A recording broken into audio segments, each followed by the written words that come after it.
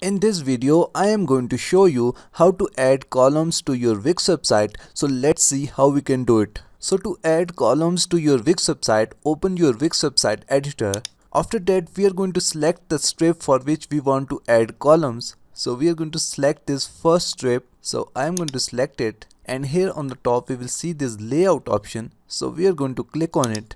After that, here we will see an option add column. Now to add a new column, we are going to click on this option, and as you can see that new column is now added to our website.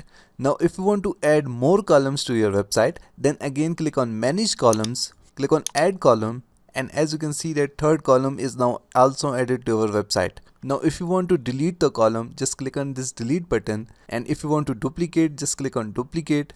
And if you want to move the column towards the right side, then click on this move right button, and as you can see that our column is now moved to right. Now if you want to do further settings for your columns, then again click on layout, and here we have several settings for our columns. You can change their proportions from here, and also you can add your own customized proportion here. After that, you can also add spacing between your columns, and then you can add a padding for your columns. So this is how you can add columns in your Wix website and customize them according to your own choice. That's it for today. Thanks for watching. Please like and subscribe.